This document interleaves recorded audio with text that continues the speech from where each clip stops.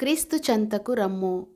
చితిసారకపు మ్రానుతో నీ కొరకు ఓడను చేసుకొనుము. లోపటను వెలుపటను దానికి కీలు పూయవలెను.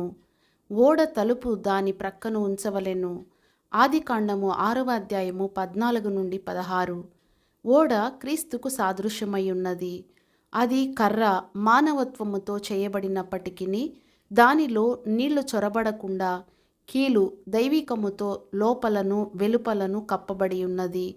యేసు తన స్వభావములో సంపూర్ణముగా దైవికముగా ఉన్నను ఆయన ఈ భూమి మీదికి వచ్చినప్పుడు మాంసయుక్తమైన శరీరము యొక్క సమస్త బలహీనతలు హద్దులు గలవాడై సంపూర్ణమైన మానవుడుగా ఉండెను.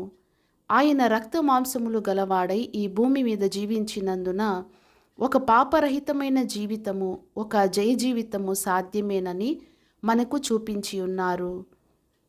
జీవితములో చెలరేగు తుఫానులన్నింటినీ నెగ్గుకొనుచు ఉన్నతమైన జీవితము చేయుట సాధ్యమేనని ఆయన మనకు చూపించెను. జలప్రళయం వచ్చినప్పుడు ఓడ లోపల ఉన్నవారు మాత్రమే నీళ్లలో మునిగిపోలేదు. మనము మన స్వంత ఇష్ట ప్రకారముగా ఈ జీవితమును చేయలేము. మనము క్రీస్తు చెంతకు వెళ్ళవలెను. మనము ఆయనలో నిలిచి ఉండవలెను. మనము ఆయన ద్వారానే కాపాడబడుట ఆవశ్యకము. నాకు వేరుగా ఉండి మీరేమీయూ చేయలేరు అని ఆయన చెప్పుచున్నారు.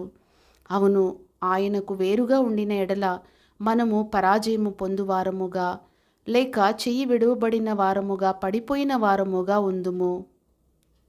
క్రీస్తుతో దేవుని యందు దాచబడిన జీవితములో మనము ఎదుర్కొను ఘోషించు జలముల వంటి శోధనల్లో మునిగిపోకుండా వాటి మీద తేలుచు ఆయన ప్రత్యక్షమగునప్పుడు మనము కూడా ఆయనతో మహిమలో ప్రత్యక్షమగుదుము. ఓడకు ఒక తలుపు ఉండెను. మనము క్రీస్తు చెంతకు చేరుటకు ఒకే ఒక మార్గము కలదు. అది ఇరుకైన మార్గము. దానిని కొందరు మాత్రమే ఏర్పరచుకొందురు. మత్తయి సువార్త 7వ అధ్యాయం 14వ వచనము. నీవు జనసమూహముతో కలిసి వెళ్ళునప్పుడు ఇహలోక వస్తువుల మీద కోరిక గలవాడవై లోకమును ప్రియపరచవలెనని తలంచిన ఎడల నీవు క్రీస్తు చెంతకు వచ్చుటకు సాధ్యము కాదు. క్రీస్తు చెంతకు మనలను నడిపించు మార్గము పరిశుద్ధ మార్గము అని పిలువబడును. యెషయా 35:8.